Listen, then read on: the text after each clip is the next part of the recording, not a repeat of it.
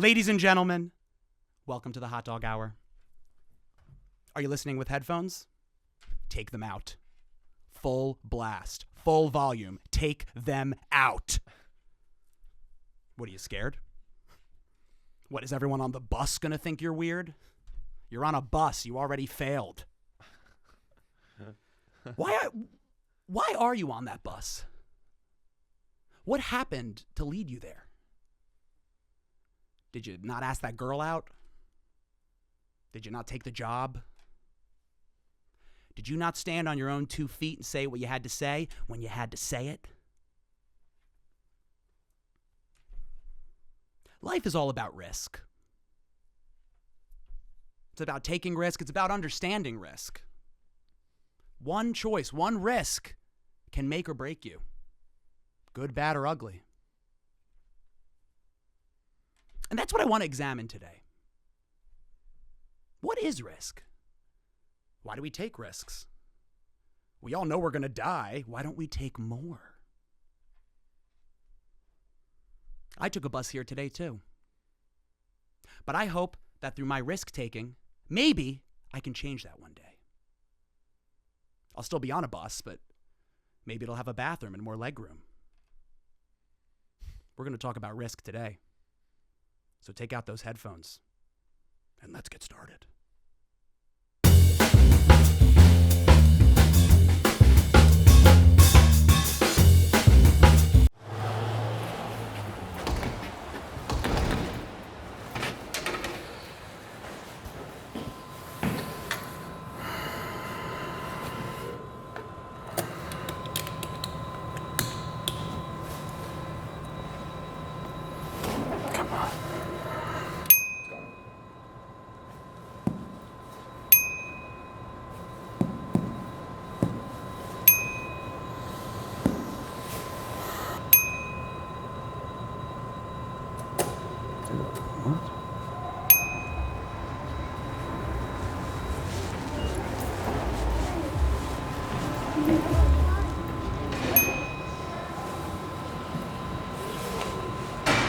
Hey, have the prompts changed here? Oh, I know, right? Hate this thing. Always asking for more.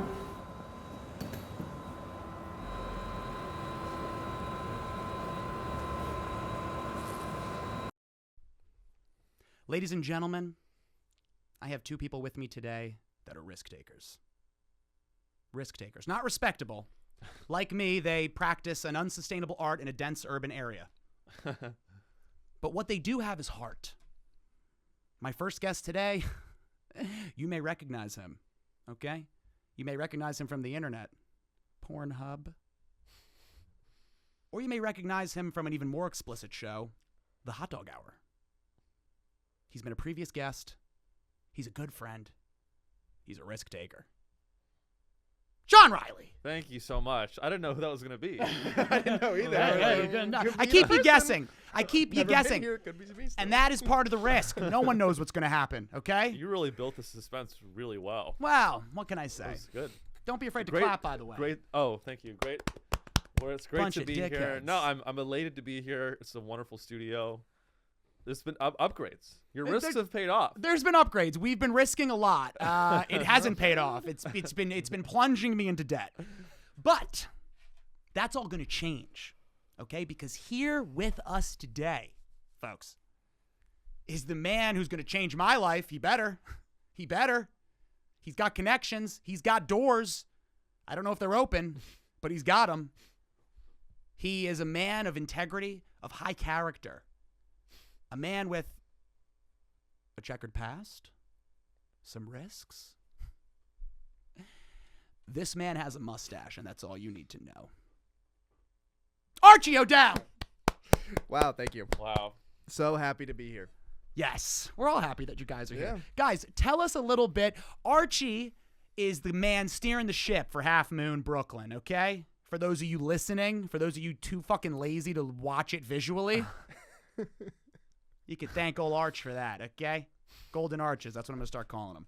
Oh, beautiful. So what the fuck is up, guys? Let's talk about risk. I brought both of you here today because both of you in my opinion, are risk takers, okay? You moved to New York, which was very stupid, as have I. And you really doubled, everybody, look, I went to college, okay? Everybody's like, I can use a tractor. I can you don't got Yeezy in there? I get it, right?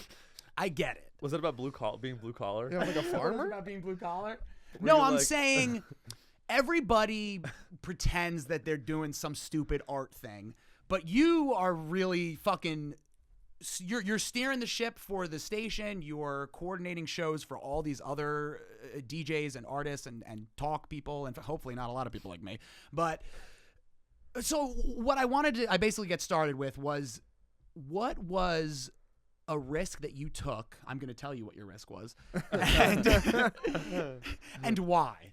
So you moved to New York City. I did. Why would you do that? You know what just came into my head? I feel like everyone that moves to New York, and I'm super supportive of homosexuality. I feel like Okay. Where's this going? I feel like Sean Reilly, big risk. He's coming out now. He's coming out now on the Hotdog Hour. Exclusive. this is a big risk. I feel like what really made me move here was when I feel like everyone really only makes a decision to move here when a gay man tells you to move here. Oh my God, that's It so definitely true. hits a lot harder than anyone else telling you to move Yeah, here. am I crazy, or is that like this is a positive thing? Like, No, I think feel you're like right. positive. I think There's something about like a gay guy being like, move to New York. being like, you're funny. It's like, I think. Can I tell you something? If it's a city, I think gay guy or black guy. It's like, all right, I gotta go. and like it. I didn't really. I gotta move there, not leave. I'm taking a risk right now. Even that take was risky. That's That how, take was. We're off the air already. We're already off how the air. deep I am. Thanks. I know nothing about this guy. That was a massive risk. That was a massive So, risk. I think I'll end there. Wow, I love that. No, I'm Yeah. kidding. I mean, what was the question? So I basically wanted to say, in my life, I've realized so far that it's like every scary, risky thing you do usually ends up being like, man, I'm so fucking like I feel like so many risks in my life. I'll look back and be like, I can't believe I wasn't gonna do that. Or like, Yeah.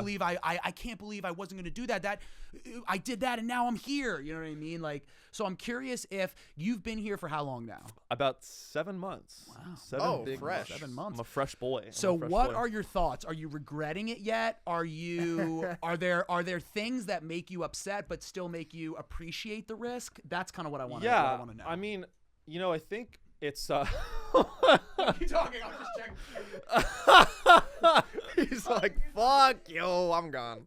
that was the correct. If you're just listening, Alex asked that question. And he stood up. I thought he was gonna walk out the I thought he was door. leaving. I thought he would just didn't give I a was actually fuck. weirdly thinking about like people that walk off podcasts. That was a today. risk. That was a risk. was a risk. It's like, and it paid off. It was a huge laugh. It was a huge laugh, folks. That's what I do. That's what I do, folks. What can I say? That was like the funniest thing. That was actually the funniest choice you could have made. Like, for the entertainment value of the show, that was like a left field hole in one. Wow. Choice. It's a clip, folks. That's a clip. We don't talk about clips. Yeah, we no, don't we talk about will. clips. Dude, I think that like, cards on the table. My parents are landlords, and so I feel like risk isn't a thing I even think about. That's fair. I don't Yeah, really makes sense. like. Hey, so listen. So that's actually interesting. So it's like risk is like energy, right? It doesn't disappear. It just changes, and it goes somewhere else. So all of your risk, or a majority of your risk, has been leveraged by your parents. Your parents took on risk so that you wouldn't have to, or you'd have less risk. Does that make sense? Yeah, and I mean, to be clear, they're not like, they don't, own an apartment. They're not like, No, they don't. Let's make it Not clear. They're that not good. landlords in a place that matters. they're not like Section 8, Yeah. slumlords. And That's they're what- also not like Central Park West landlords, Right. are they? They better not be. Oh, Central Park East. Central Park East. Central Park East. Central Park East. It's not as respect. I mean, no, they have the home they live in and the home they retired in, and then they have the home where I grew up in, Right. and they rent that out. Nice. But when So they only have one property? yeah. That's not bad. Nice. So I feel like when I say like my parents are landlords, people think like I look Triggered, Jewish. People are like, oh. Yeah, I thought you were gonna tell me Mr. Riley's got a No, fucking fleet I'm not- of homes or something No, in Arizona. I right, was like, sir. he's actually building a new development. Like, I It's thought not a that's what this was gonna be. portfolio, which, by the way, a portfolio, that's another type of risk. Portfolio risk. I want Let's to talk about tariffs. I think, but no, it's definitely, it was an emotional risk to move here. It was, I think it's all about what are your strategic alternatives? I've been applying for finance jobs all day. Yeah. I've said that phrase Yeah, 12 yeah, times. yeah. Leveraged finance. That's money talk. What do you have to, like, every choice I make, down to the smallest choices, like, which urinal am I going to choose? Oh God, always middle. I spend at least 3 or 4 hours kind of in my mind thinking about, like, which choice, how am I optimizing my choice? It's not optimizing what your outcome is going to be.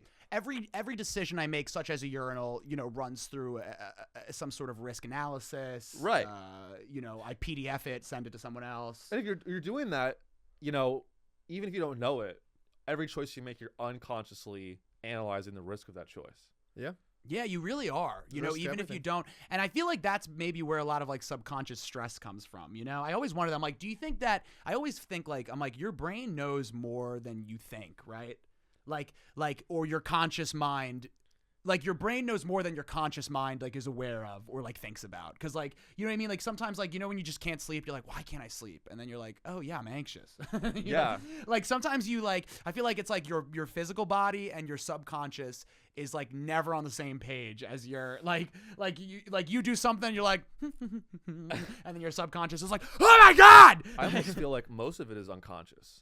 I feel like most choices, it's like, you just, like for me, like, moving here, I, like, thought about it for maybe, like, a half hour. I really did. Beautiful. And I made the choice. That's pretty long That's the time. way to do it. And biggest mistake of my life. No, but that's No. so you just said something interesting though, Archie, because it's like I always think about life where it's like, I mean, I'm an idiot, right? And I went to a liberal arts school, so here we go. But like I always think of like I remember like thinking that there is something to be said about like over analysis or over like if you just assess something over and over again, you can find good and bad in anything. Like you can, you know what I mean? If you like think too much, like I always think of like my grandmother, like she always told me her father used to say to her, used to go, you think too much, which you kind of have to be a burly Irish immigrant to say that, I can't say that. You think too much. They're like, what? But I think there's something to be said about that, and it's like, I feel like, I guess my question to you two is like, do you guys, how much do you think about risk? Do you assess stuff all day long? Do you kind of just go about your day? Do you just hope for the best? Like, how do you assess it? And I guess, how do you cope with it? Do you pray? Do you fucking deep breathe? I'll let Archie take that one. I would say it fluctuates. There's moments where I'm like, I'm not going to think about this decision I have to make at all. Because if I think about it, I'm going to like second guess and be like, Right. what if this happens, This blah, is blah, blah. the gut feeling thing. Yeah. And I'll just like, my brain will go to like worst case scenario and I'll be like, Right. that's what's going to happen. So I can't do that. But if I just, send it and I'm just like, I'm just going to do this, it usually ends up paying off. And if it doesn't, I'm like, well, that's fine. It's like a 1 second moment where it's like, I faced the consequence or something. Right. I actually, when you said that, it reminded me of like when I was in couples therapy with my girlfriend. And our therapist, I don't know why I laughed at that. Our therapist, Julie, she'd be like, no, it is funny. Our therapist, Julie, would look at my girlfriend and she would go, you're sad because you're poor. No, she didn't. No, not actually. No. I was like, who is this therapist? The basis of the basis of a lot of what she said was like, anyway, that's not even about what I was. My point was, our therapist was like, it sounds like you guys are trying to avoid future regret.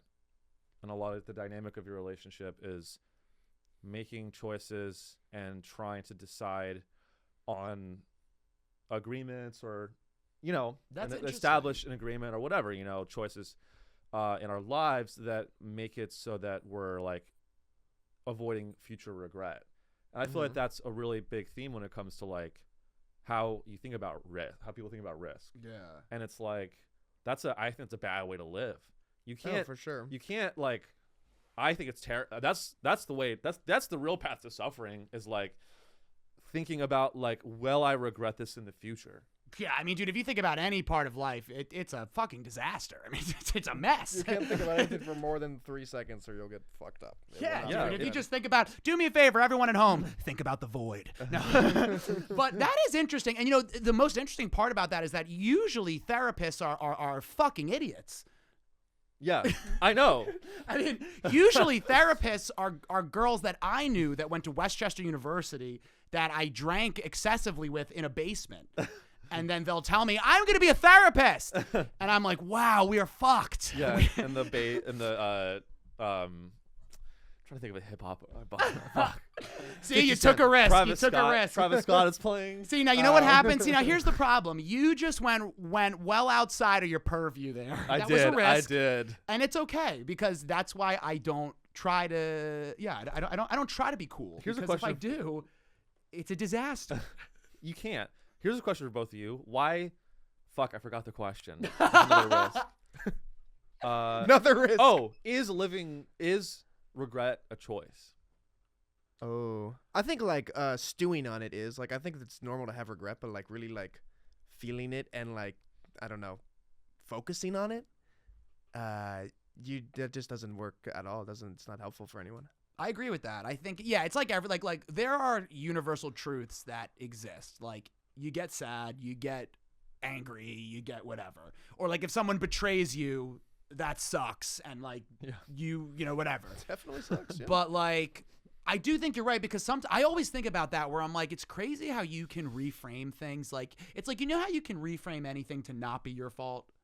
Yeah. Actually, you know I don't know that. Isn't that No, gaslighting? like I'm saying, well, right, no, but that's what I'm saying. No, I'm not saying it's right. I'm saying like I could go downstairs and punch someone in the face and then be like, this fucking city is so upside down and fucked up that I'm so stressed out that that forced me to attack someone. Right. Like, you know what I mean? It's like, dude, like, Right. Like, so I think in the same way that you could do that, I think you can also make everything your fault. Or you can make everything like easily a regret. Like, have you ever had things like, because I've had things happen in my life.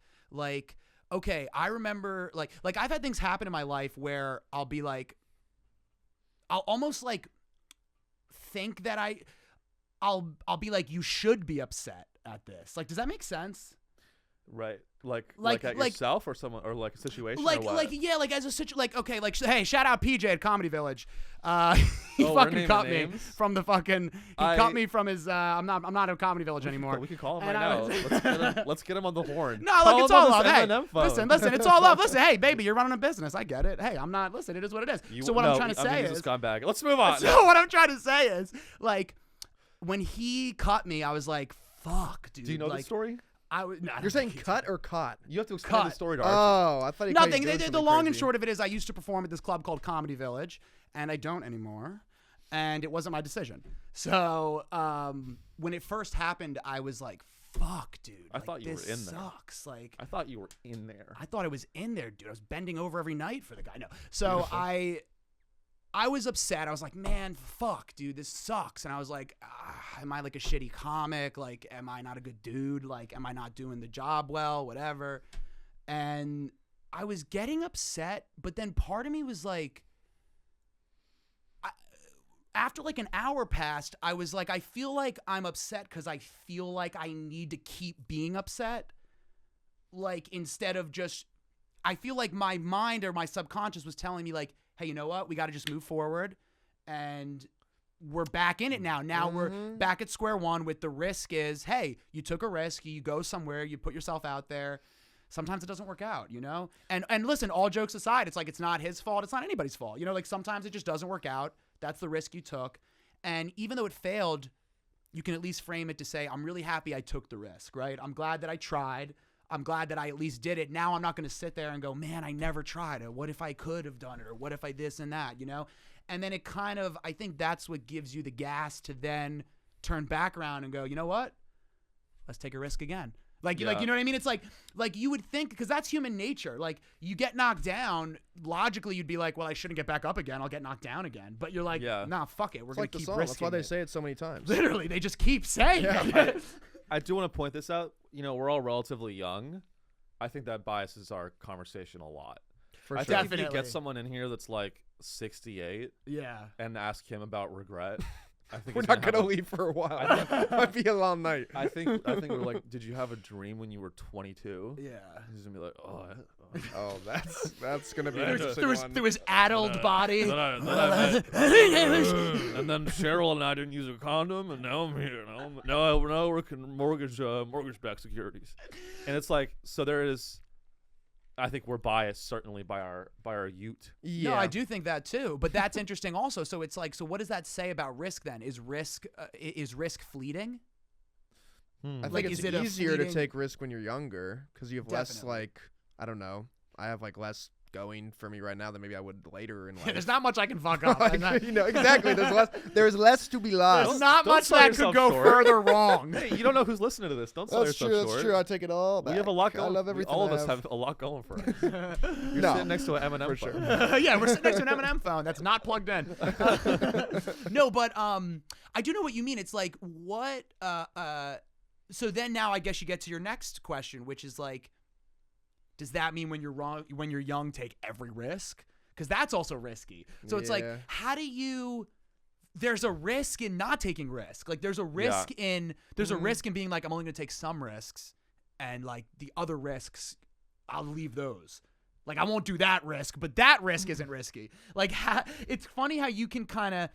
Everybody has their own idea of what's risky, but it's different for everyone, and it's not really based on anything. Like I think about how I'll have conversations with like my friends or with my girlfriend or anybody, and you know, like some people I talk to, they go, dude, that's so cool, like you're doing stand-up comedy, like that's so sick, like wow, that's amazing. And then some people I see, they're like, dude, are you like I would never, like they're like, what, like you're not, like, and it's just like,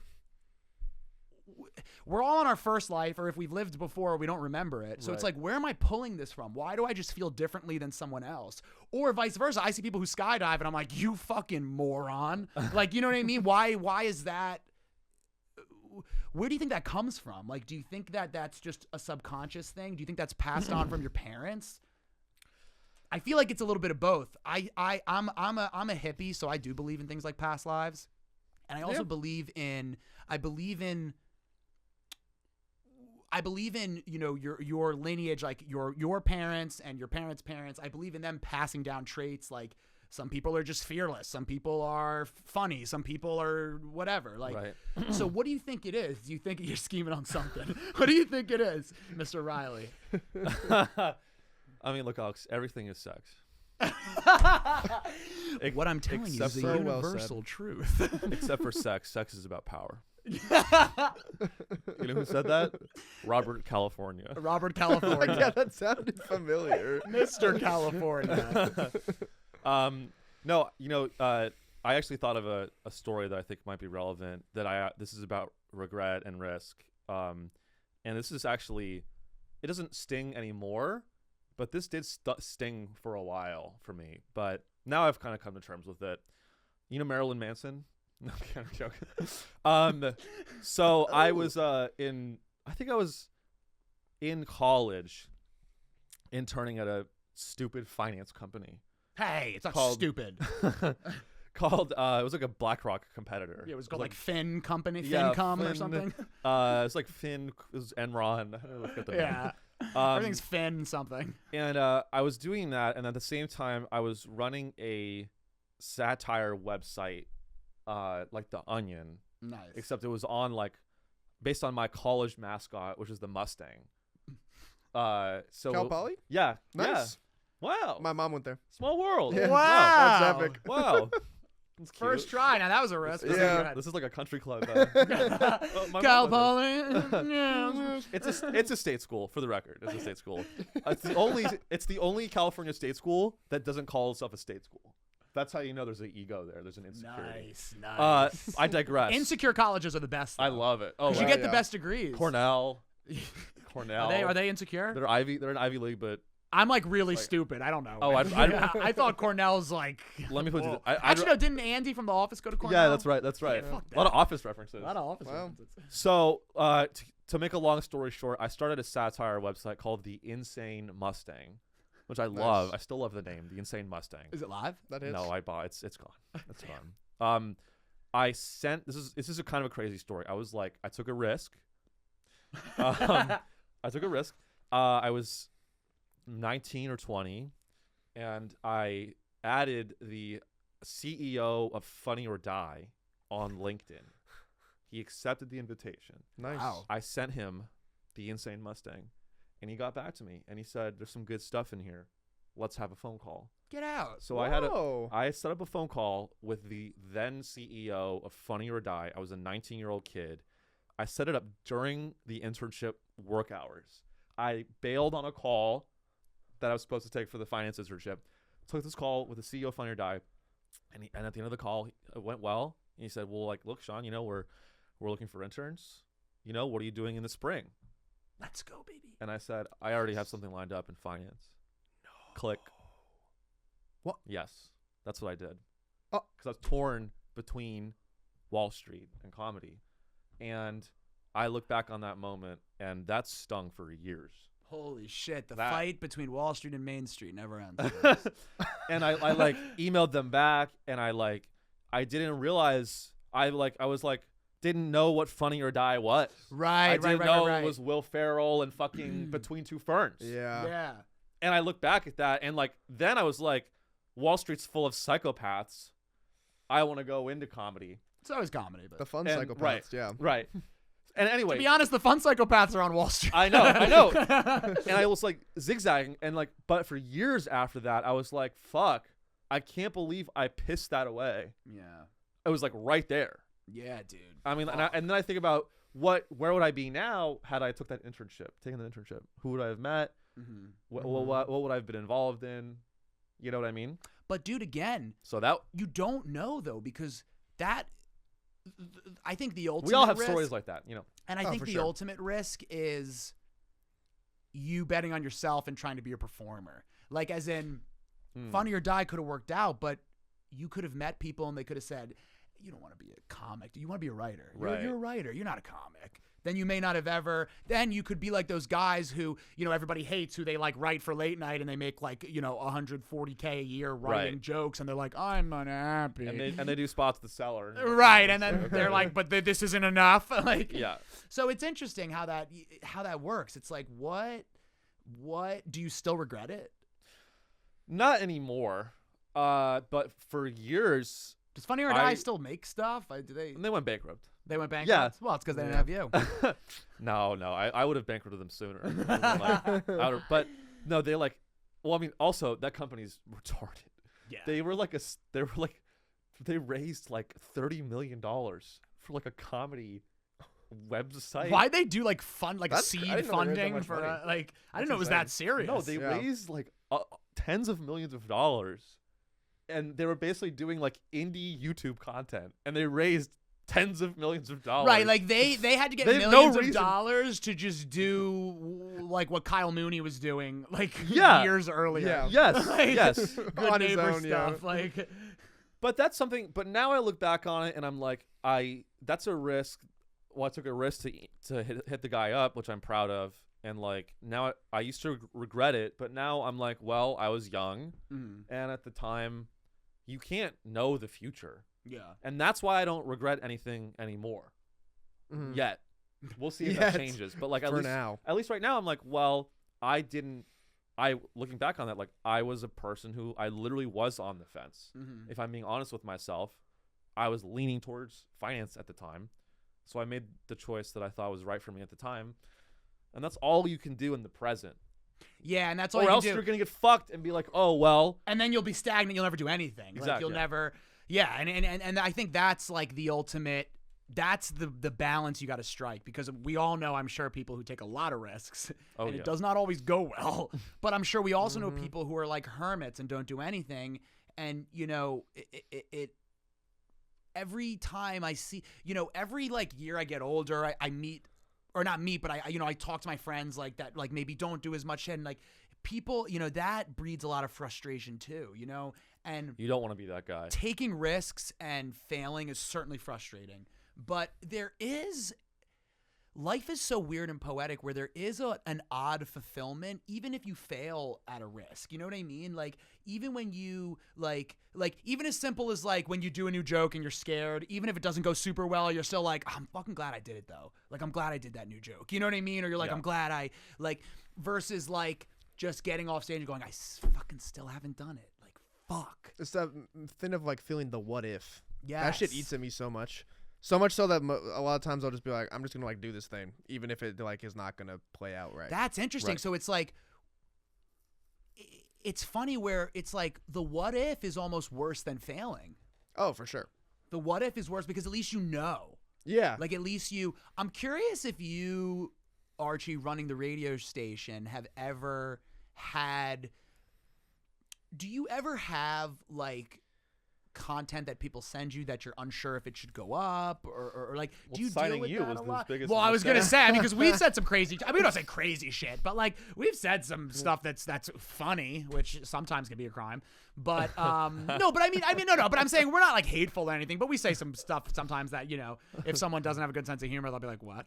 But I'm curious if you ever like do you, when someone sends you a mix or they send you a set or they send you an episode, do you listen to them? I can't imagine you have the time to listen to everything. I don't have the time. Yeah. No. So how do you, or is there a vetting process, or is that the risk you take? Do you want Half Moon to kind of be a place where, people can explore like ideas like that? Or do you want a certain, because when I look at it, the reason I reached out to you was because I felt like it was a very nice mix of eclectic sounds and personalities. That's why I felt like it was a good fit. I've been trying to make it more of like an eclectic thing, and just very accessible to people who are just passionate, Right. like yourself and other people who would not have the means to, like be broadcast on an internet platform Sure. otherwise. Which means I don't really vet super hard. Like, as long as like, the message I get is like passionate, or, it looks like they actually like care or put some time into like sending the message, then I'm going to hear it out and be like, yeah, let's do this. And like a lot of times, honestly, people like kind of flake and, they end up doing like one or two shows and then they just stop doing it. So It kind of it's takes like, care of itself. Yeah, exactly. It's like, okay, so you didn't want to do this, so it's fine. So I wonder if how many submissions do you think you get that are people trying to take a risk and they do one or two and then they go, oh, fuck. Like, does that happen more often it's than like not? that, or it's like someone who like sees, like the amount of followers that the account has on Instagram. It's like, oh, I'll have so much clout, if I do this, and people will know who I am and follow me online. Then like they realize there's actually like quite a bit of work involved in like producing stuff like A little this. bit. Yeah, and they're like, I actually don't want to do this, and they'll do one and just like stop, and I'm like, that's fine. It's just not for you, obviously. Yeah, I mean, man, I don't listen, take it personal. editing stuff is a bitch, dude. I can't even It's imagine. Crazy. That's insane. But that is interesting. Like, have you ever put something on and gotten backlash from it, or has anyone ever like emailed you and been like, "What the fuck is this?" There was one guy who emailed me like probably a month ago. He doesn't have a show anymore, but the email I sent was just like not like in my respect, it was not professional when I sent it. Right. And he got back to me. He's like, I can't believe you went on this. It's so unprofessional, and you have been running this station into the ground for years. Blah, blah, blah. I was like, That's okay. great. That's always a good Wow. one. Running the station. Running into the the ground. station. That's a good something one. like That's how you along do the lines something of good. that. I was, I was like, gonna all say, right. bro, you're fucking. That's how you know that's a man who makes decisions. I got him fired up. yeah. That's awesome. He fucking went to bed last night thinking about you. He's listening to this. As most, I mean, Yeah. I do every night too, but it's a little different. But Is the station like pirate radio? Yeah, I guess so. Fun. I mean, we run through like a server, but it's like entirely online, so there's no like FCC stuff. We can say like fuck and shit. Wow. Like I just did. fuck yeah. Where is the server like? Your own server? No, it's like through another like website that we pay for. Okay. So I don't know like where that is, if it is anywhere, but they're like It's on the blockchain, Australian, actually. so it It's could. on the blockchain. It's probably owned by Bill Gates somewhere. It's probably in the cloud, Guys, listen, all that matters is we are chopping down trees for it, all right? Don't worry. Don't you worry about that. Yes. But Archie, what's your deal? Are you from New York? Were you born here? What's your I- deal? Are you an idiot too? Who I lives here? similarly moved here on like a risk to like Nice. 5 years ago. Oh, cool. Are you Um, stand up too? No, Oh. I like moved here because I wanted to work in like music, creative yeah. stuff. Oh shit. Fuck yeah. So similar deal, just like moved here not knowing anyone and like for an internship. that was like Nice. unpaid, and was like, let's just see if I can make this work. Was it in management or was it? It was at a venue doing like show booking Oh. and like assisting with that. So it was Oh, really that's cool, actually and I was cool like, as yeah, fuck. super excited about it. Not making any money doing it was awesome. Wait, can you say the Unpaid. venue? You were an SOBs. Oh, cool. And You were an so, unpaid booker.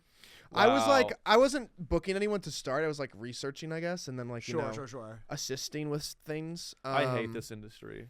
I hate that you Yeah, I mean, like literally, like, part-time, unpaid, they just piss on I you. literally hate only it. just got Literally. hired for like a music-related job that pays money like a month and a half ago. Oh, no Wow. way. Congrats. And That's thank you. awesome. And like everything before that has just been like grinding and like for free. And Yeah. odd jobs. And Yeah, and bullshit odd jobs and stuff yeah. like that. Baby oil for R. Kelly. So now tell me this. Was the risk worth it?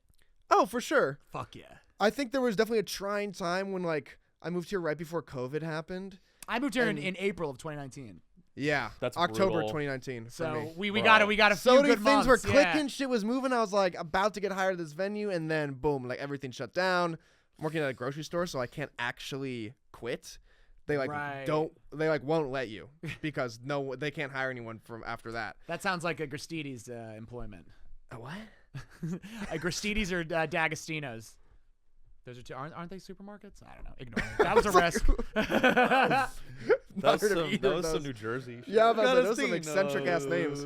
Dude, You should have said Whole Foods. yeah, I should have said Whole Foods. Fucking Trader Bezos. Joe's, like Dude, that actually is nice because that's what I was going to talk about next. Oh wow, really? Well, I was going to talk. Well, not Whole Foods, but I was going to talk about Jeff Bezos. Okay. And Close I enough. see where your all mind our went. all our risk-taking friends that everyone knows and loves, Elon and Bezos and all these people. Do you think I always struggle with this with like I look at someone like Jeff Bezos and I'm like, all right, that's like a life where it's like he took a lot of risks, a lot of them worked out. Like, here's an example of what can happen if you take risks and you try to persevere and move forward. Like, you will sell items from China to people and you will do it in such high volume that you will go to the moon or Mars and leave all of us for when the rapture happens. Do you think that I feel like risk is appreciated up to a certain point? And ironically enough, when the risk is the biggest it is, or the most is leveraged, is when people like stop liking you or stop Yeah. respecting it. Whereas like Elon Musk, I mean, I guess he's probably not a good example because he got political, but like Jeff Bezos isn't really political in terms of like compared to the other guys, or like Bill Gates. Well, Bill Gates too is kind of maybe is that what happens? Does the pipeline just go to politics? But I'm saying like, do you remember like I remember being in college and like Elon Musk was a legend and like Bill Gates was a legend and like these guys, they dropped out of school and they created this and they, you know what I mean? And it's like people like it and people respect it. Like, man, that guy took a risk, he dropped out and blah blah blah. But then once you start getting over a hump, then it's like fuck that guy. Like, this guy's a fucking college dropout. He just leveraged all his money on this and it just worked out. Oh, fucking big whoop-de-doo. Like, isn't that interesting? Like, why do you think that happens? Why do you think it's jealous? I think for me it's jealousy. Like, I get jealous of people and I'll be like, fuck you. What's all anyone can put their money into something and hope and pray that it works. Like, you know what I mean? Like, I'm just curious, like what you make of that, or do you feel that way too? I think when the risk gets so big, it sometimes comes at like the detriment of other people. Like, especially with Jeff Bezos, like the warehouse shit that he has going on, where it's like the production's so big now, people in the warehouse have to like work around the clock, like pee in bags. I was gonna say or, they like, can't pay. pass it yeah. out on the floor, like. And he's like, nah, you're still getting like $12 an hour. Right. You're not getting Yeah. overtime, like all of this shit. It just doesn't. But no do one's you gonna like him think- for that. Do you think that is a risk? Now I'm just playing devil's advocate. Is that a risk that we don't understand? Like, is he looking at the data going, if they take one piss, this whole house of cards falls? Like, you know what I mean? Like, what do you think? Well, I mean, I would actually argue that Jeff. Sean knows him as Jeff. We call him Mr. Bezos. He knows him as Jeff. Friend of the show. Friend, we could call him up and see. Friend of the show. You ask him directly. I would actually argue, no, I study these people because one day I'm going to end their lives. You heard it here first, folks. A lot of exclusives today. Sean Reilly, gay and a killer. Talk about a risk. My name is Sean Reilly. Sean Reilly. Sean Mangio Riley. No, not a lot of people know this about Jeff specifically. Jeff was actually a vice president at a major hedge fund prior to starting Amazon. Was he actually? Yes. He was making a lot of money. He was making multiple hundreds of thousands of dollars a year at a hedge fund. When he then released, there's a photo that everyone loves to like show of Jeff Bezos. I know what you're talking about with the spray painted. With the spray, or like he's like, here's my books, and it's like, dude, you're I think it's like D.E. Shaw and Co. Was that where he worked? Was that the company?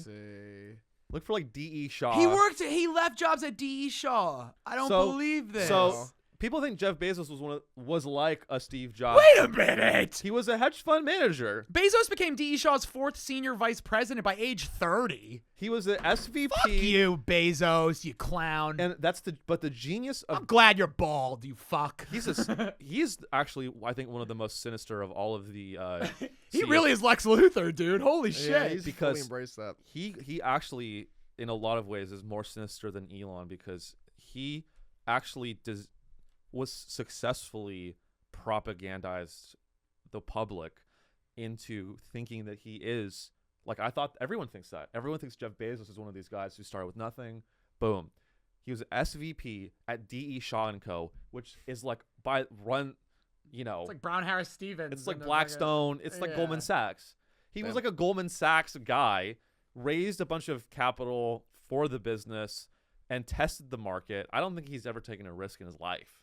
Wow. In my opinion. No, I know what you mean. It's like he almost played it very safe. Like That's right. Now, isn't it funny how now that changes our opinion of it? Like now we're like, well, hold on, he was smart. He was using his head. Oh wait, That's why I hate him. Is that just, or is that just maybe an American thing? Like, is that because I feel like America, we like people who are like, yeah, fuck you, and then like they do it anyway. So it's like maybe it's not, are Americans just, well, Americans are idiots, but like it is. So is the risk the thing that we respect, or is it like bucking the system that we respect? Maybe it's not even about risk. Like, is it about figuring out like guys like Bezos? Because you could kind of say like Elon had PayPal and his dad was like owned a mine or something where people were dying. Allegedly. So it's like, hey, apartheid allegedly. Alleged apartheid. They're like. Alleged. Well, no, apartheid. I didn't say it wasn't funny. I just said it.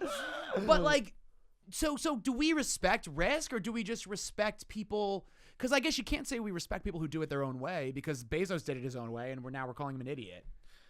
Yeah. Like why are you an idiot for doing the right thing? I think people in America, they like an underdog story, even if it's a fake underdog story. Yes. They like a fabricated underdog story. That's why people so desperately want to think that Elon Musk's dad didn't own an emerald mine. Because if it's true that Elon Musk's dad owned an emerald mine and he comes from the upper echelon of society already, then it cheapens his empire, because an empire, he's only continuing. People like a new empire. Yeah. People only like the founders of the empires. People don't like Tim Cook's a bitch. Tim Cook Steve is a Jobs. pussy. Yeah. Steve Jobs is an innovative visionary. He's an idiot. Also, he say it. You got me. You got to tell them what they want. You got me talking about. You ever see Django Unchained? He goes, of course, gentlemen. You got me talking politics. No, but dude, anyway, so Steve Jobs, and I've never found a good way to say this funny, but Steve Jobs.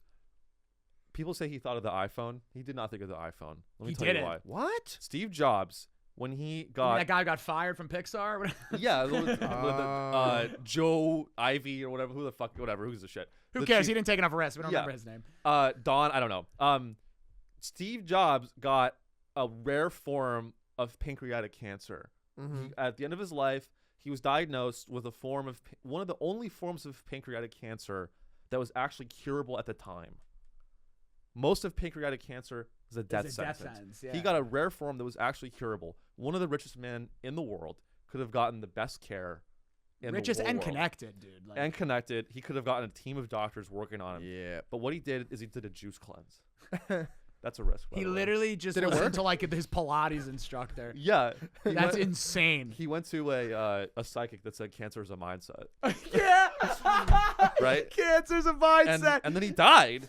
That's Take a risk. That's That's a risk. big ass risk. So now, why do you think that someone like him gets to such a high point in life that you think like, do you think maybe one risks, do you think that you can get into a mindset where you think risk doesn't apply to you? Or do you think that he may say, dude, the risk is not trusting myself. I mean, look what I've done. Everything else I listen to myself and look at my life. So what am I going to risk it now and not listen to myself again? Like, what do you think it is? Yeah, that sounds about right. I feel like. It's so crazy, dude. I agree. I totally think insane.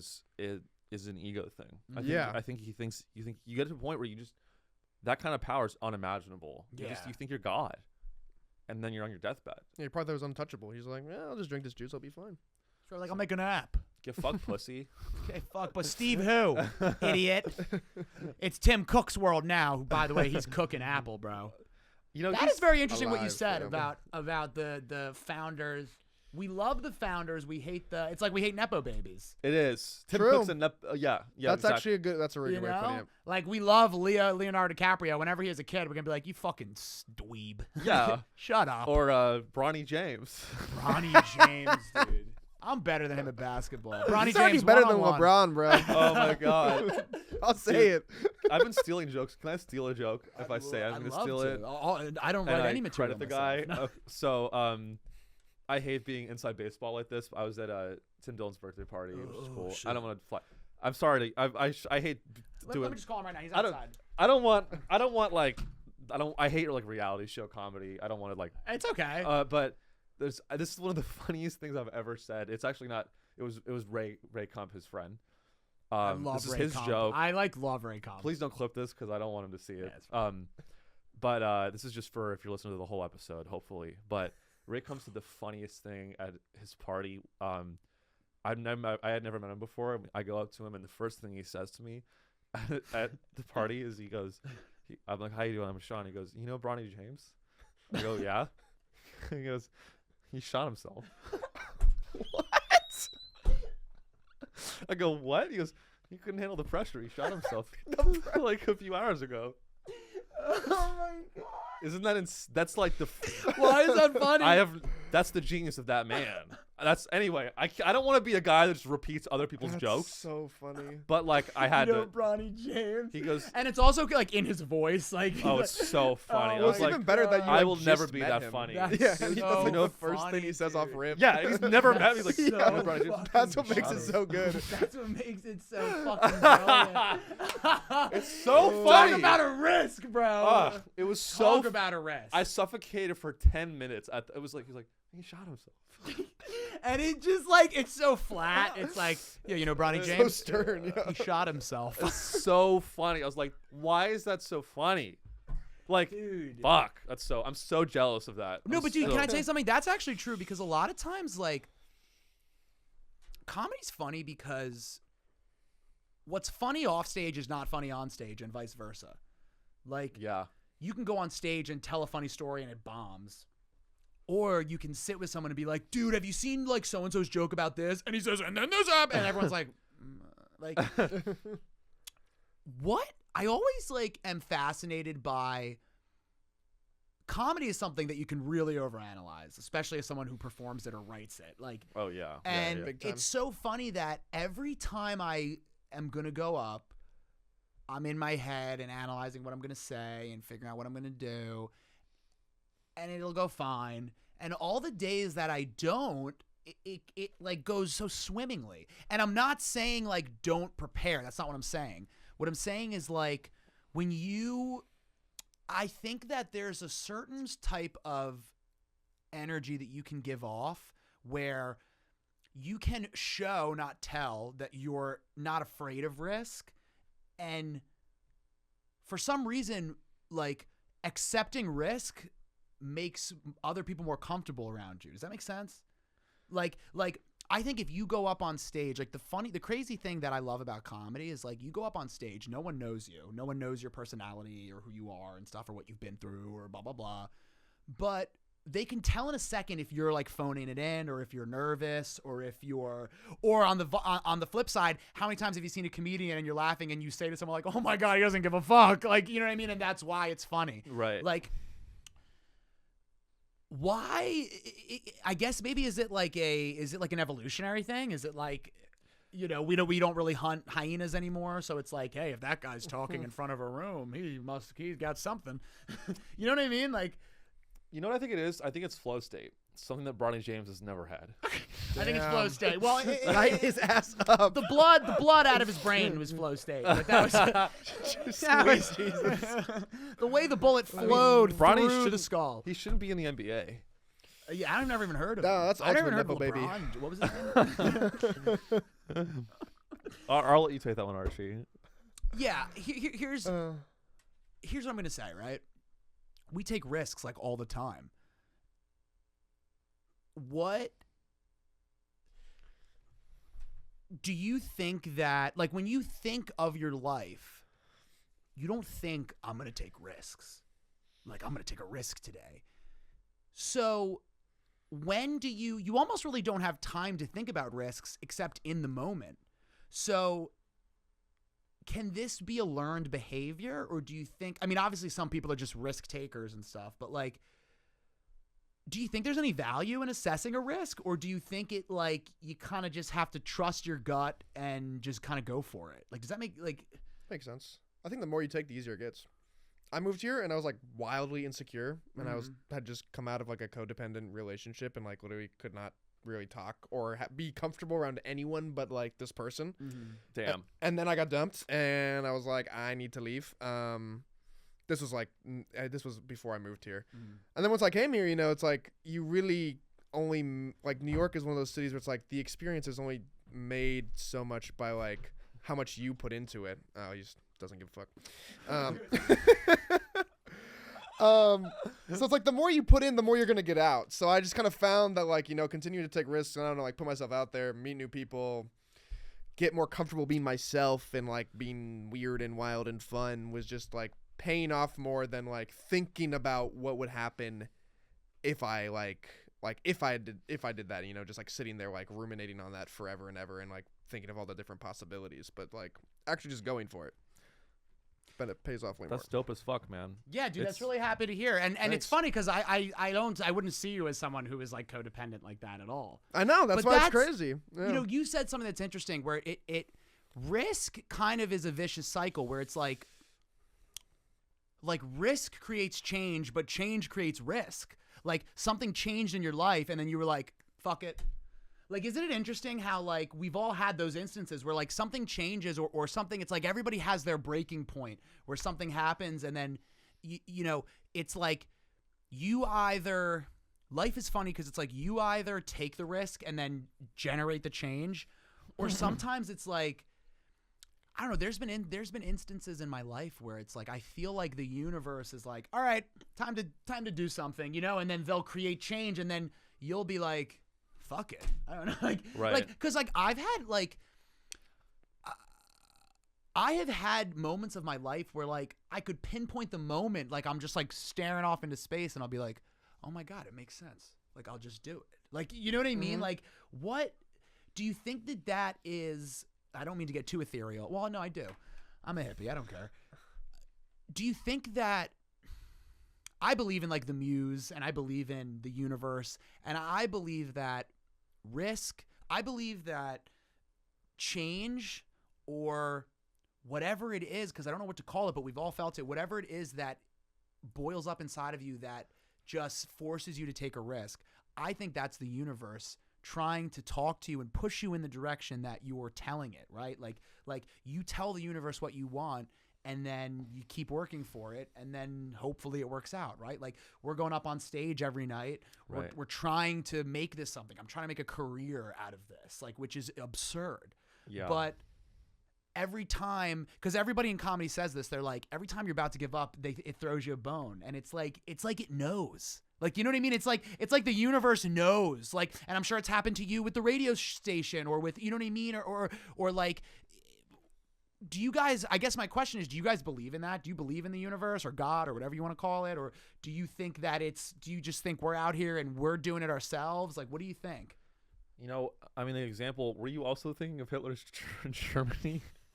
I was thinking of yes, I was thinking Damn, of I was trying to get- I was thinking of the meteoric rise of fascism. Yes. I was trying to get through that line with a straight face. Like, were you also thinking of Hitler's Germany? That really great idea. No. No, dude. It's okay, I'm Jewish. Are you? Well, yeah, my mom is. So Oh. I'm technically half Jewish, but my mom is. That counts. Yeah, man. Don't worry, we won't do any Israel jokes, folks. All right, they all bomb. All right, continue. No, man.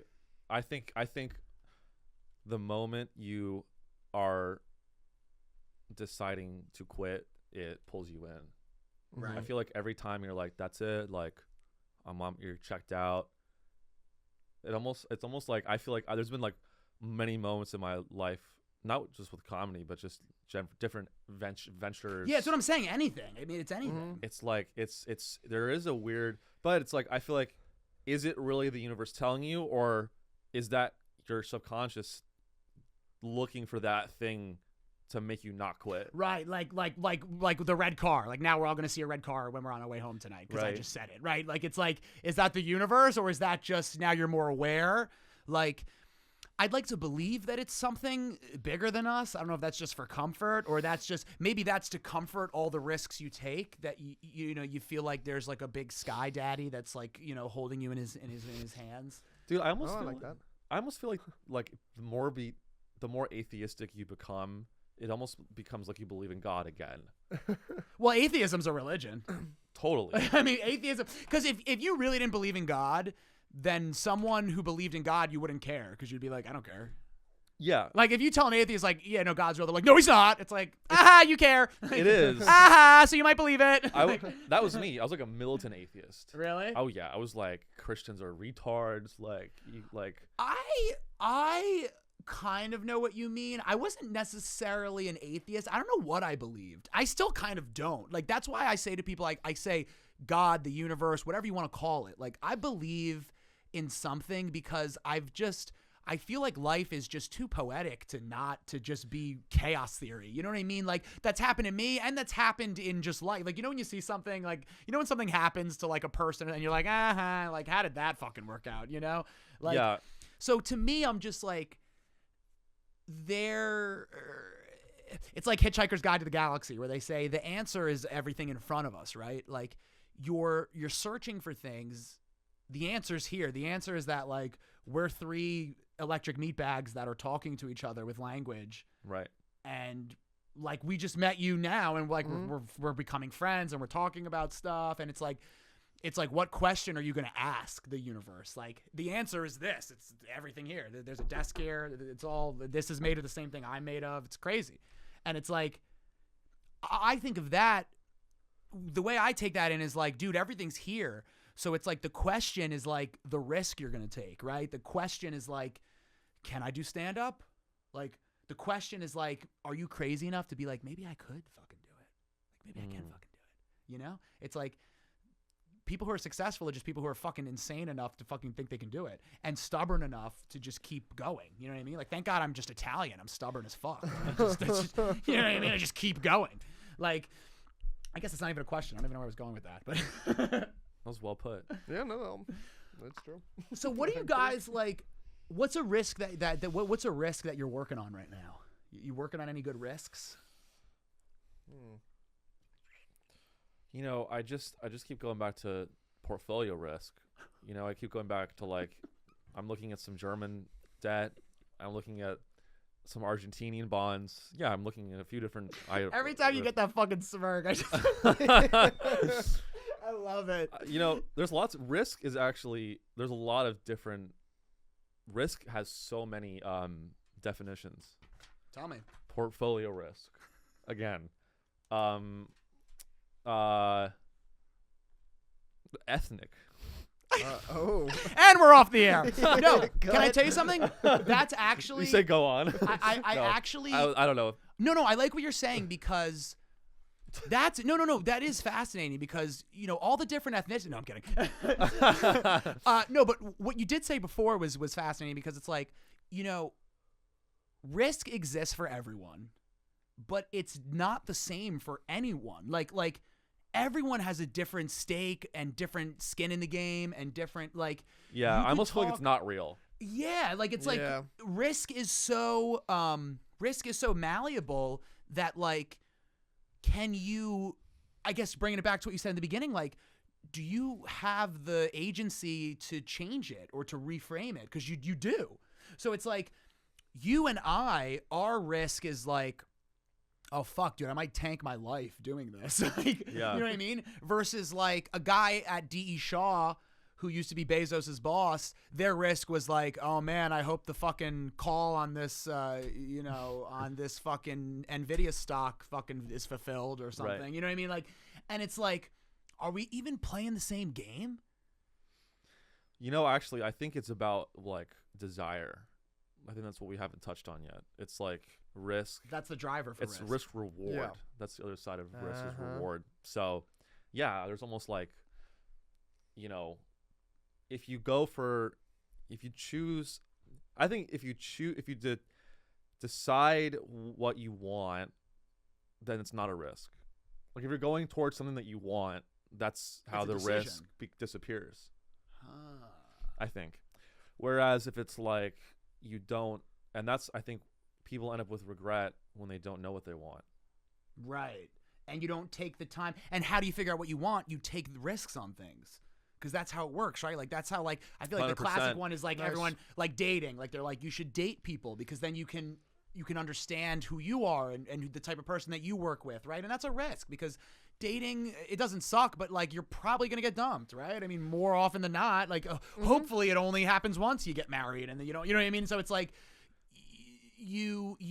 but it's like risk is so different for everyone that it's almost, it doesn't even make sense to call anything risky because it's like, what even is it? Like what? Like I feel like when you try to reframe things like that, that is the type of person, like even someone like Bezos, like. Or someone who starts a company or someone who tries to pursue a dream, like that's how you kind of like, to your point, take the power away from it. You kind of like, it's like you reclaim it. Like you're like, it's not even risk. It's just my decision and that's it. And then we're just working towards it. Yeah. Do you think that's healthy though? Or do you think that's how you get delusional? I mean, I think you have to. I mean, I think it's, you know, I hate quoting Mark Zuckerberg, but you know, he's, which I think you even said it yourself, but it's like the biggest risk is not taking a risk. Right. It's like the biggest Zuckerberg, man. The biggest risk was him wearing heavy cotton tees. That is not a good look for him. The biggest risk was that land he bought in Hawaii. The biggest risk was actually ethnically cleansing Hawaii. Dude, don't see how that pays off. We'll see if he survives the bunker.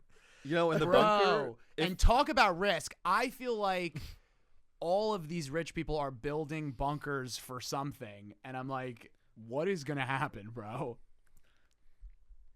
World's gonna turn on them? I don't know. World's gonna go on melt mode, go on fire. Do you think that? Oh man, dude, life is all a risk because if like, I always think about how it's like everything the way I live my life is so risky because I'm like, man, if like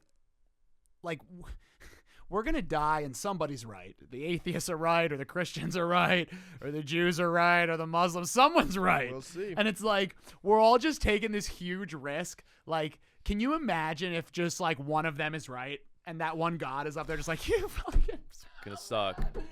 They fell for it again. Like, that's gonna suck, dude. But I almost feel like, yeah, dude. I was reading about the long future of the universe, and that's cool. It's pretty really interesting stuff about how, and this is what I was saying earlier about how, like, I think when you're if you're a very strong atheist and all you do is like believe in science and like the scientific method, some of the things you get are like end up being actually more ridiculous than a bearded man in the sky. 100%. They're like, they're saying like physics are insane. It's crazy. Like I was reading this thing and it's like 10 to the 100 million years from now, we'll be in like they theorize that we'll be in like a heat death like state in the universe where there's like everything, all the matter is just like Frozen? the last black hole will like evaporate and everything will just be like this like mist. And then what they say is after enough time passes, like literally an eternity, these like statistically they're like is a chance that like another Big Bang will happen Right. amongst that like vacuum of nothingness. And that would be like the formation, and you just get these like envelope around too. You just get these like square one. enveloping universes. Holy shit. And to me, dude. that is like space is so cool. I became Islam when I learned that. I became Islamic because I was like, that's retarded. Praise Allah. That's retarded. I was like, enveloping universes in a heat death universe. I'm gonna study the Quran. Yeah, shout out Allah, new sponsor for the show. No, but that is interesting. It's like, you know, it's a risk just existing, dude. And it's like, that's not even up to us. Like, you can mitigate risk by not going outside. You can mitigate risk by eating right and not smoking and not drinking excessively. But we all live on Earth. And it's like, if a fucking anyone on Earth is susceptible, even the richest man who has the best bunker, if a fucking black hole eats us up, it's over. Right. So it's like, what do you yo, did you see that there was a story about how they think our universe is a black hole? Oh, I go. did see that. Let's go. I What do did you see think? that. I think it would make sense because I do believe that everything about us is definitely a black. I mean, humans are just a black hole. I mean, right? It's like, that's just Yeah. figuratively How and would that literally. even work? Like the whole planet is a black hole? No, like our whole, like the Milky Way Oh. is whole a black universe. hole. Or the Not whole just the universe. Milky The Way. Andromeda Galaxy, even bigger. Even bigger than, I mean, like literally Everything that is known. the beyond the known universe. Actually, there's like because there's the universe we can see, and then there's the whole universe. A lot of the universe we're not even going to be able to ever go to Ever. because it's expanding away from us Yeah. faster than we'll ever be able to get to it. And that's That's dude. crazy. Isn't that crazy? What? Okay, if you ever had an opportunity, because talk about risk, would you go to space? Like would you go on Blue Origin or No. something? No. I want to say That'd be like fun. I would go. I want to say like yes, but I think if I would be so fucking scared, dude. Like, and I would be even more terrified with the current. Like, I wouldn't want to go up alone. I would not want to go up with like Katy Perry, like or whoever's going up. Like, that's the risk. Oh, she is going up. But, I'll tell you what. I would go with Bronny James. I would go with Bronny James. Here's what I would do. I'd go into a spaceship. Me, Bronny James, Hitler. He's still alive. One bullet. And then we just Bronny James it. No, but like, do you? So right now you'd say no, or what would you say? I mean, look, I won't even put my money with D.E. Shaw. You think I'm gonna trust Jeff Bezos? I don't even Okay, trust their SpaceX. financial products. SpaceX. No. No. I'll tell you what. I have friends that work at SpaceX, and they cheated off of me. And I had a 2.9 GPA.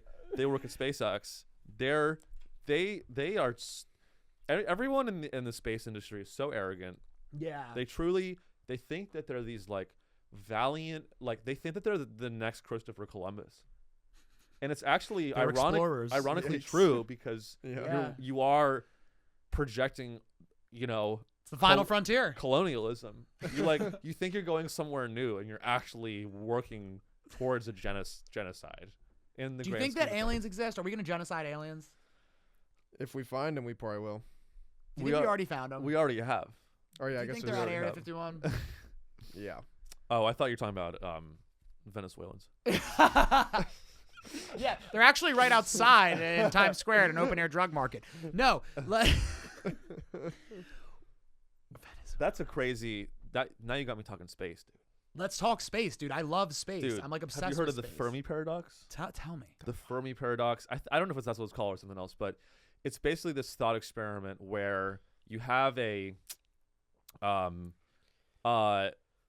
like these different they're called different type 1 civilizations, type 2 civilizations. Have you guys heard of this? Yes. Where you have like you're on the planet that's like type 1 or type 0. No, I have or a something. Reddit account. Well, yeah. Oh, yeah. So basically, the paradox is like, why haven't we been visited by alien?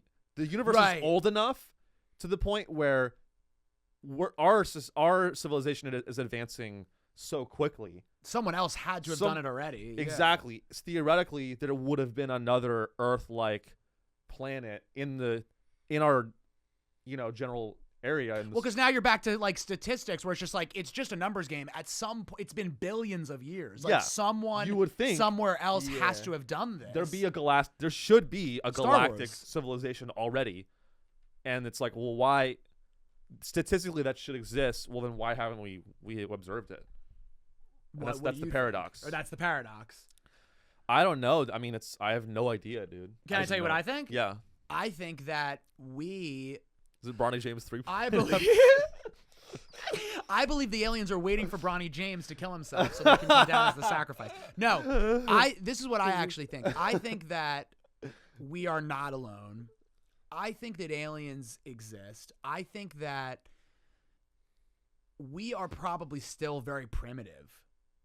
Like, when they show the thing and they're like, if the galaxy was a calendar, humans would be 11:59 p.m. on December 31st. Like, fucking. So I also I hate space education. Yeah, like shut up. Shut the fuck up. Well, because everything's an analogy, because no one fucking knows what they're talking about, because they're all arrogant fucks who cheated off of my friend here who was honestly trying. So they all go, so you say like, how does space work? And they can't go like, well, E equals MC squared. They got to go, when you like playing soccer and you kick a ball and it like goes across a plane, and you go, just fucking explain it. Like, you hit the nail on the head. I hate a space analogy. I hate a space. They're all Fuck space space. analogy. Neil deGrasse Tyson, that's his thing. I know. He's all like, spaghettification. Have you ever cooked al dente Barilla pasta? Yeah, shut up. It's like, okay, if you can't explain what a Kelvin is, get out of my face. Get out of my. You don't know what a Kelvin is. You don't explain what a Hawking radiation. Hawking radiation. They're like, well, Hawking radiation, it's like a balloon deflating. It's like, so anyway, here's what I was going to say.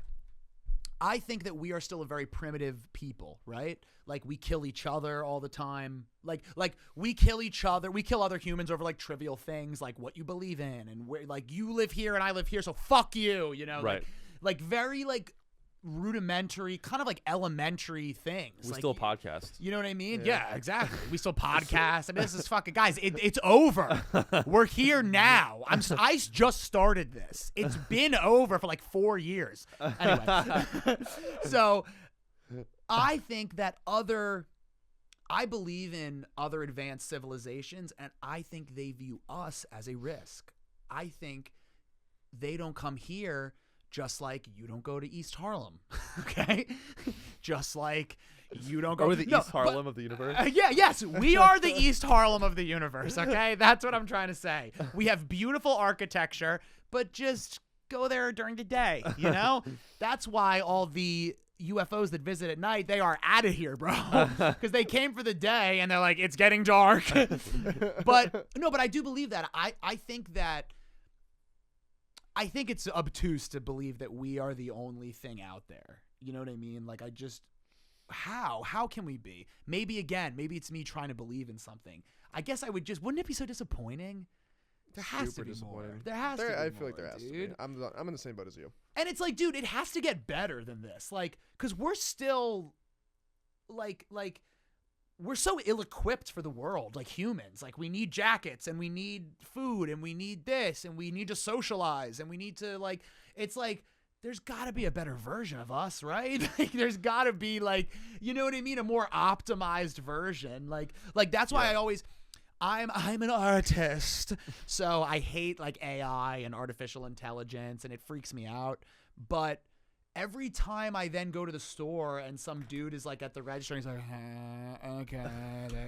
And I'm like, bring on the fucking robots, dude, because optimize this. Like, where I'm like, I don't want to lose my job, but if I ran a company, I'd be like, okay, so hire someone who is going to work, but they have feelings and they have other desires and they don't want to be here. They want money so they can impress some other stupid person, or they're going to get sick, or they're going to talk back to me one day because the commute was fucked up. And it's like, or you could just hire an AI who will just be like, hello, like, just turn on and off. Like, so it's like, well, you didn't finish that. Or you could hire an AI that'll rip your throat out. Yes. Well, I've seen iRobot. I mean, I got my fucking Converse on, baby. Come on. I'm Will Smith.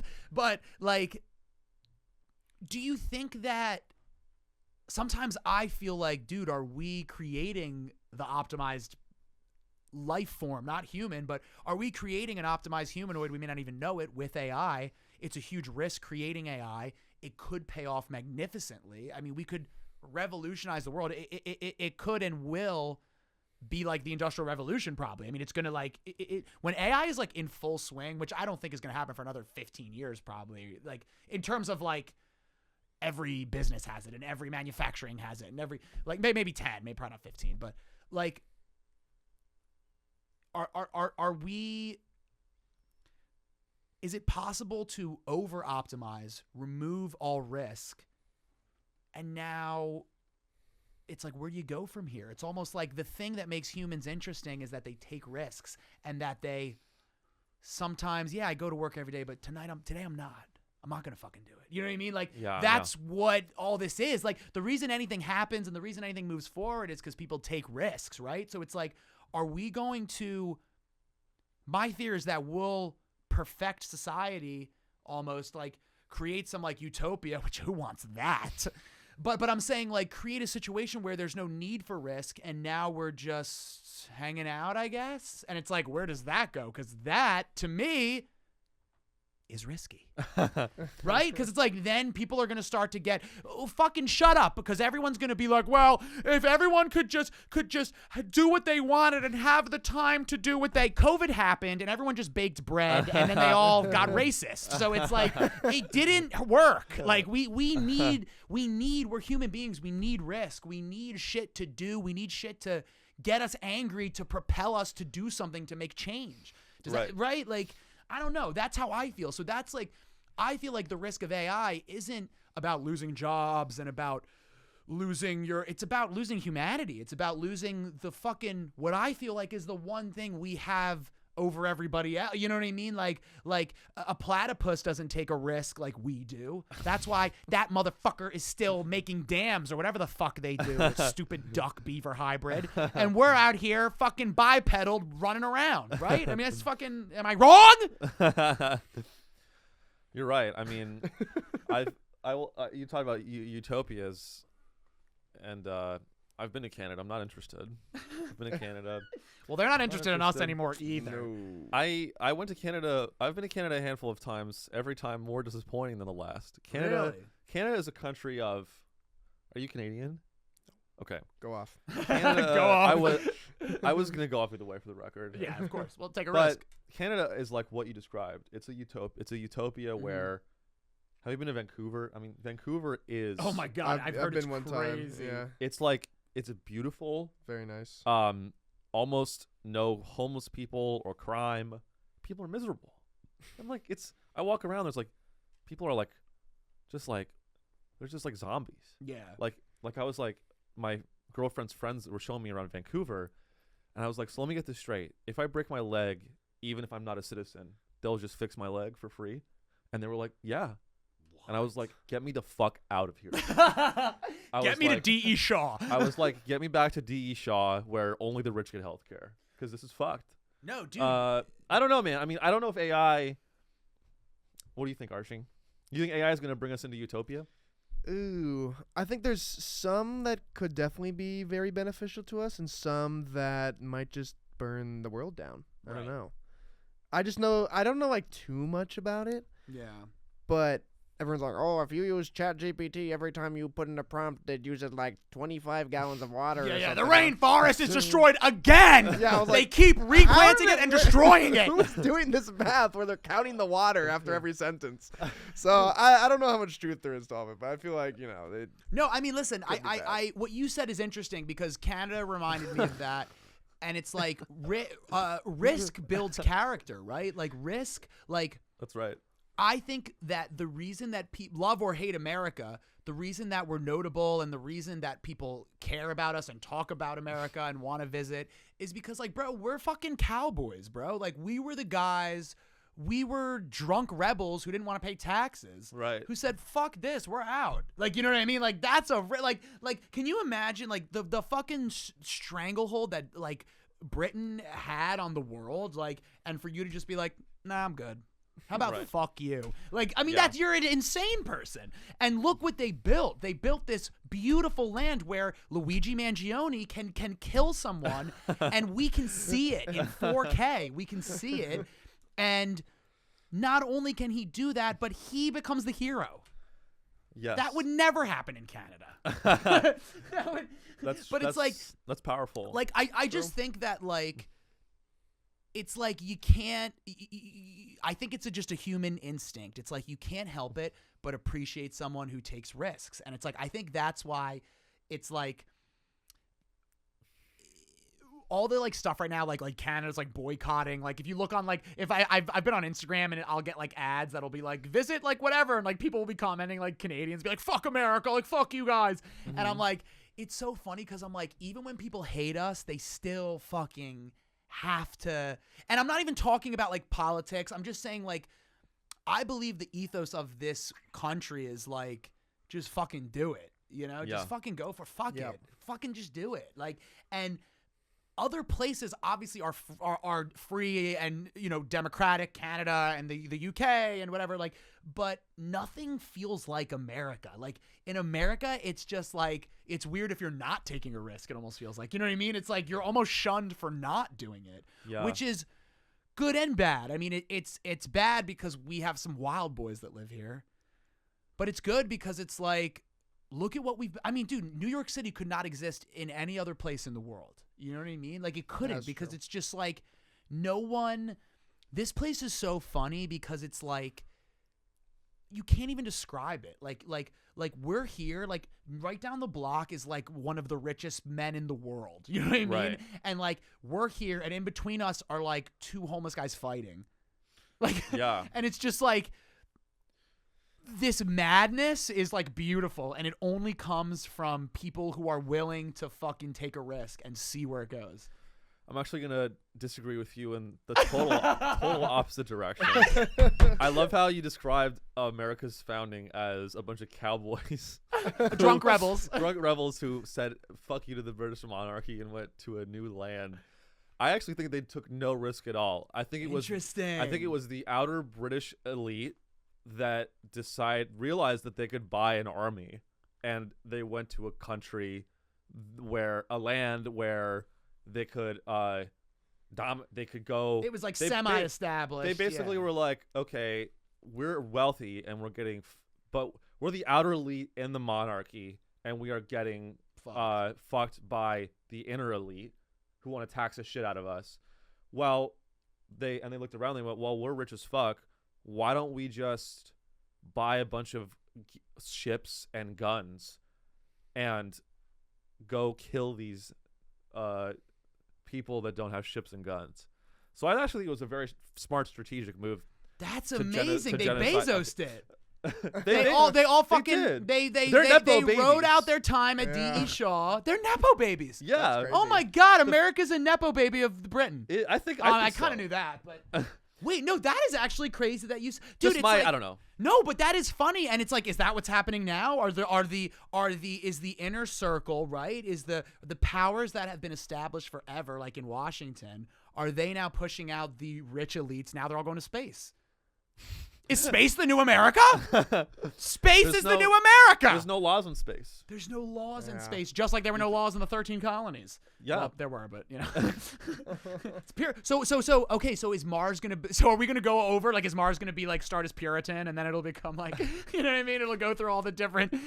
Everyone's gonna be like Victorian era, like no ankles on Mars. And they just- It'll be very. I mean, it'll be Elon. It'll be very conservative. yeah. Elon. big time. Everyone's gonna be IVF'd. He'll have sister wives. You know. Oh my It's gonna be bro. the Mars flower. So here's my question: the Mars flower. So here's my question then: do you think the world is going to be better or worse when all of the rich people, because they are all going to leave, when they all leave and go to Mars? Is that going to make Earth better or worse? I mean, I think good and evil, better and worse, are just crutches for people that can't. Well, what do you that think are is going to afraid happen? of success. Because to be honest, what I think is going to happen is they will all leave, and anybody who's rich will leave. All the hot girls will leave, and then all the useful men will leave. None of us. Men who can build things and, like, you know, men who can ideate and strategize. The scribes won't be going. Yeah. The scribes won't be going. The clowns won't be. Maybe one or two of us will go, but it won't be us. Yeah. It'll be like, you know, Joe Rogan. Yeah. And then I feel like if I was a rich guy, I'd be like, we're going to turn Earth into a manufacturing plant. The whole thing. Yeah. And we're going to ride this bitch out till it rains acid rain. Have you guys seen Elysium? No, It's like a I sci-fi haven't. movie, but it's like literally that's the plot of the movie. Is Oh, like really? everyone is rich and lives on this like space ring, and then like the Interesting. entire world like on Earth is just like a slum. That sounds dope. It's like Wally. It's a great Sounds like a movie. good movie. Not like I wouldn't want that. Like the No. movie sounds cool. Yeah. Well, bro, Yeah. I was just watching it. Have you guys ever seen The Island? No. No. It's old movies from 2005.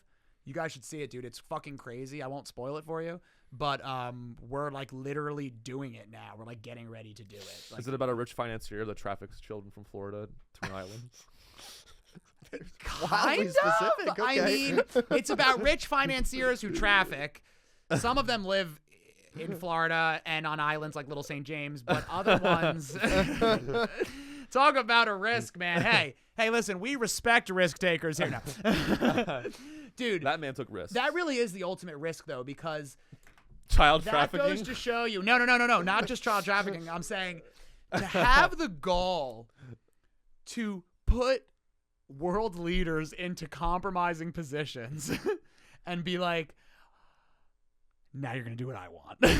That's pretty. Hey, listen, you gotta respect it. it is respectable. Just kidding. As a Machiavellian outsider, it's respectable. As a Machiavellian outsider. As a moralist, As a it's moralist. It's wrong. Listen, as a businessman, no, but you know, people. I guess that actually kind of brings me to my point now, because it's like,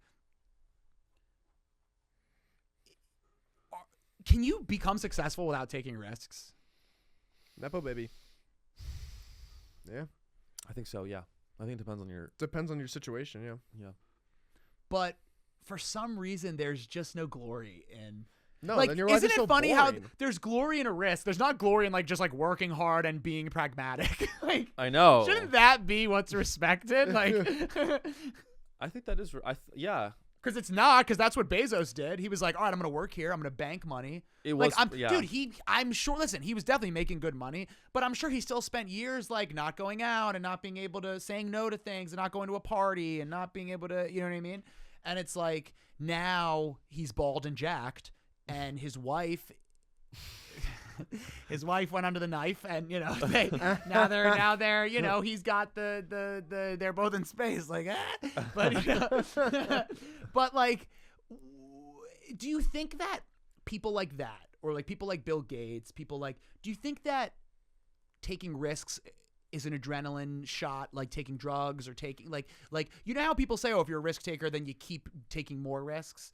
Do you think that's why life is feeling so ridiculous now? And it's like now, like everything's like we're going to space, and it's like everyone, Elon Musk has like 400 billion. It's like, what are we even doing anymore? You know what I mean? And I'm not against it. I'm not against people having money. I'm not against people going to space. I'm fine with it. But I'm saying it's like, this is such a ridiculous like time to live. Like, you know what I mean? Like, it's like, I think about like when my grandpa grew up, and my grandpa has passed away now, but it's like, he he grew up in Brooklyn. He was in World War II. He went to Brooklyn Law School. Like, he lived in areas of Brooklyn where like I hang out, and I'm like, I wish he was alive and I could take him and be like this is Dumbo.